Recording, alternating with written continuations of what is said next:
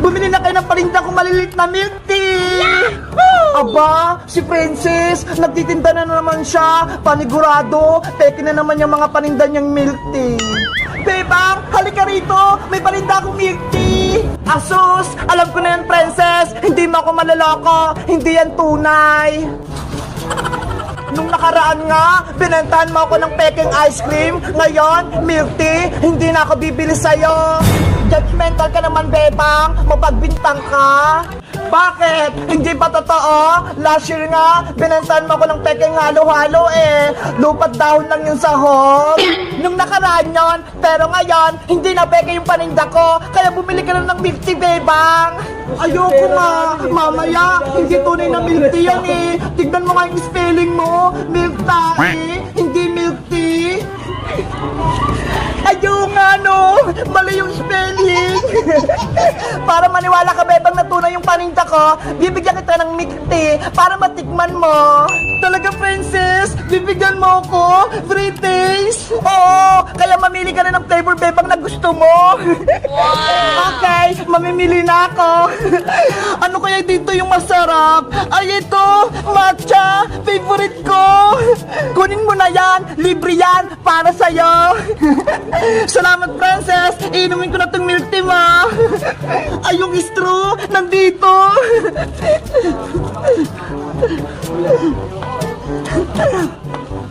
Yahoo!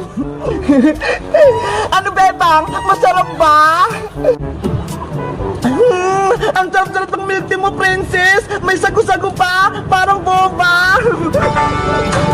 Sabi ko naman sa'yo eh, hindi yung peke. Tunay na milk tea yung paninda ko. Kaso, ang liit ng milk tea mo, nabitin ako. Huwag kang mag-alala, Bebang. Dahil mabait ako, tikman mo to lahat yung paninda kong milk tea. Totoo, Princess? Bibigyan mo ba ako ng milk tea? Oo, promise. Wala kang babayaran. Sige, iinumin ko lahat. Wow!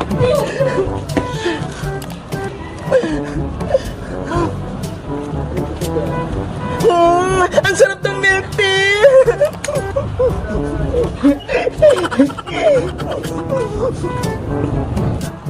Princess! Nako, nandiyan na sa Aling Sonia. Alis na ako. Princess, nasan yung pinapabantayan ko sa yung milk tea? Aling Sonia, yung paninda niyo pong milk tea, naubos na ni Bebang. Ayan, naubos ko na. Bebang, anong ginawa mo sa milk tea ko? Ininom mo? Aling Sonia, sa inyo po tong mga milk tea? Oo, akin yan. Paninda ko yan. Pinabantayan ko na niya kay Princess kasi may kinuha ko sa palengke. Sabi po kasi ni Princess, free taste to eh. Kaya ininom ko po. Ay, hindi maaari, Bebang. Hindi yan libre. Kaya bayaran mo yung ininom mo milk tea. Pero Aling Sonia, wala po akong pera. Kung ayaw mo magbayad, isusumpo kita sa tanod. Huwag po, Aling Sonia. Si Princess po yung may kasalanan. Si Bebang, pinagalitan ni Aling Sonia. Inom niya lahat ng mga milk tea. Princess, lagot ka sa akin. Pinahamak mo ko. Ang sabi mo, sa itong milk tea. Bebang, halika na. Pumunta tayo sa may barangay. Bayaran mo yung inom ng milk tea. Wala po akong pambayad, Aling Sonia. Patawarin niyo po ako. Lagot ka ngayon, Bebang.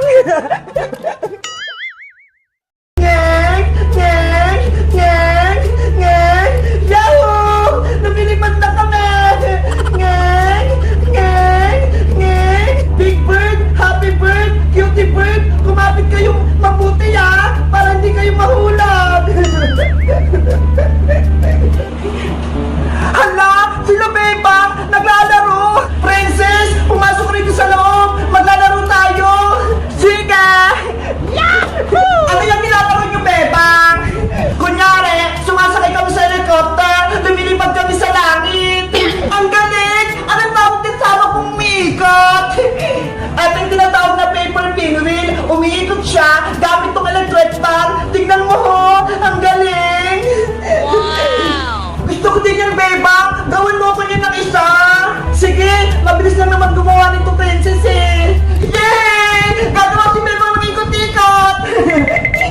Big Bird, Cutie Bird, Happy Bird, dito lang muna kayo ha. Gagawa lang ako ng paper pinwheel ni Princess. Ang cute-cute ng mga to. Princess, ano gusto mong kulay na ikot-ikot mo? Kulay blue o kulay red? Gusto ko yung kulay red, bebang. Okay. Ganito lang yung gagawin, Princess. Una, gumawa ka ng square, pero dapat makapal na papel yung gagawin mo para umikot. Ganun ba? Tapos, tupin lang yung papel sa gitna, tulad nito.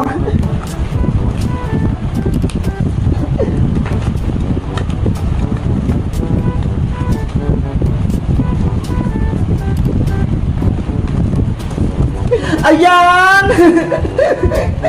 Ang susunod na gagawin, guntingin yung guhit hanggang sa gitna.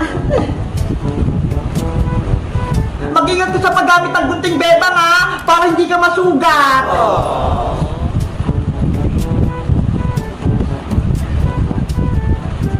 Ayan! Nagunting ko na! Malapit na tumatapos! Tutupin ko na lang to para makagawa ko ng LC.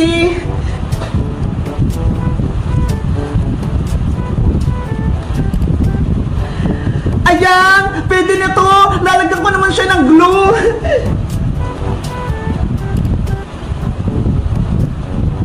Yahoo!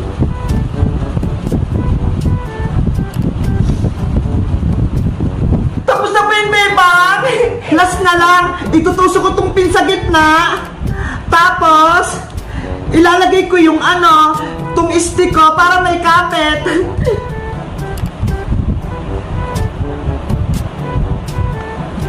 Ayan, Princess! Tapos na itong ikot-ikot mo! Ang galing mo, bebang! Sa'yo na to! Pwede mo na itong laruan! Yay! May ikot-ikot na ako! Tara! Maglaro na tayo!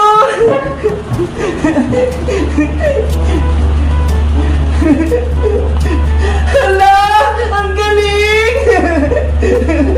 Ano ba yan? Hindi naman umikot yung sa akin! Bebang! Akin na lang muna yung electric fan mo, ha? Ayan! Umiikot na sa akin! Princess! Paano naman itong amin? Hindi na umiikot! Mamaya na kayo, bebang! Ako muna maglalaro nito! Yay! Ang ganda! Ang lakas-lakas ng akin! Si Princess! Inagawa kami ng electric fan! Hindi tuloy umiikot tong pinwheel namin! Bebang! Kayo naman mag-electric fan! Yay! Umiikot na sila! Guys, nakagawa na rin ba kayo ng pinwheel? Katulad nito, napaikot nyo ba? Mag-comment lang kaya! Bye-bye!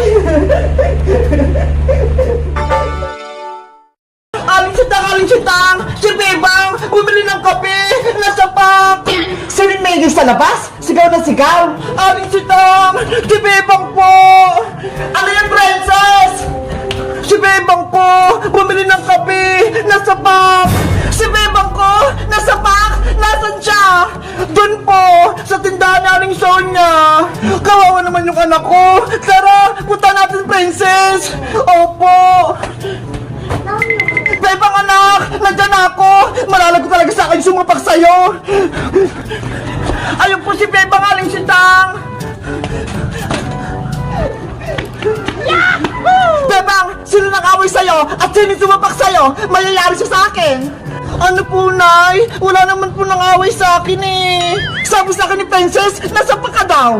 Ano pa kasing sinabi mo, Princess? Hay nako, Aling Sitang, hindi naman po kayo nakikinig eh. Ang sabi ko po, si Bebang bumili ng kape ng nasa pack. Ayun po, hawak niya yung kapeng nasa pack na binili niya. Di ba po, Nay? Pinabili niyo po ako ng kape, nakapak. Ito po ho yung binili ko.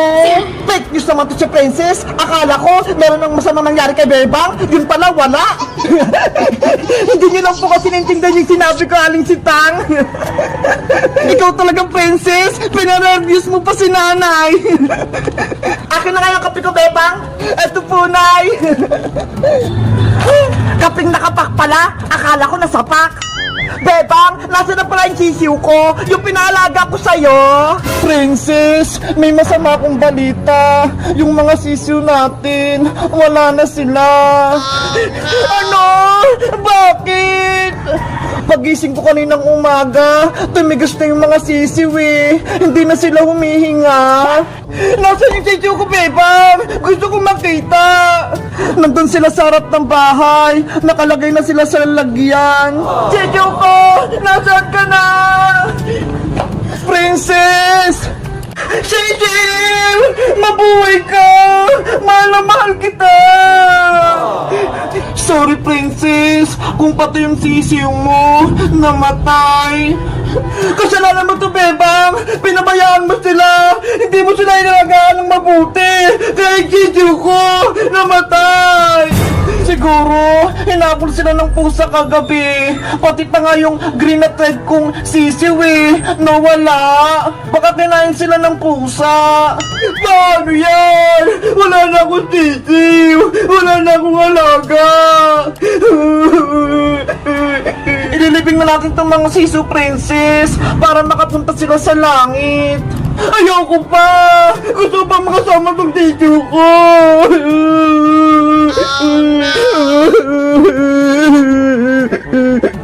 Guys, kayo rin ba namatay ng alagang sisiw? Anong ginawa nyo? Nilibing nyo ba sila? Mag-comment lang kayo. Bye-bye!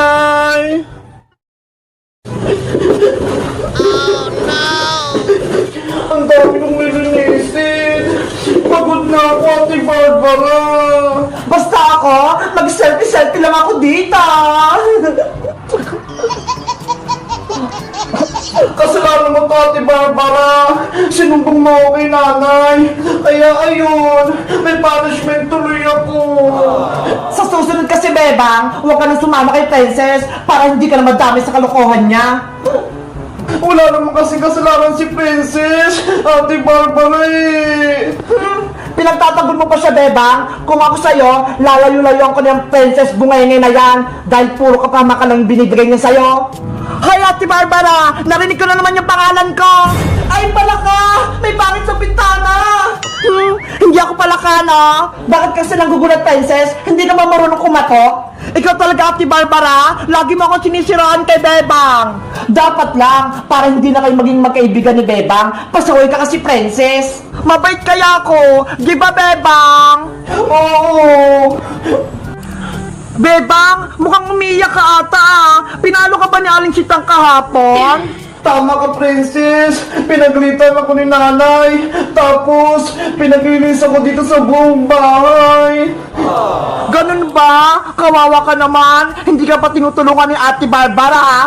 Bakit? Kasalanan ko ba yon? Pinagalitan siya ni nanay, kaya siya lang maglilinis.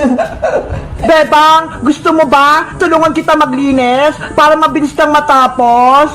Talaga, Princess? Tutulungan mo ako? Oo, para makapaglaro tayo kaagad. Sige, halika na rito sa loob. Nay, si Princess, papasok na naman sa loob. Ay, si Ate Barbara, magsusumbong na naman para mapalo ulit si Bebang. Hindi ah, ikaw lang yung gusto kong mawala dito. Bebang oh, si Ate Barbara, ayaw niya akong papasukin. Ate Barbara, tutulungan ako ni Princess, kaya ayaw mo na siyang pumasok dito sa bahay. Eh kasi naman, bita-bita na naman si Princess, tutulungan ka pa niya? Eh di tulungan mo rin ako, ate, para mabilis matapos ng ginagawa ko. Kaya nga, hindi puro ka cellphone, hindi yung lagi ka nag-selfie-selfie, Ate Barbara. Sige na nga, tutulungan na rin kita, Bebang. Yay! Tutulong sa Ate Barbara. Ikaw naman pala ka, pumasok ka na nga dito.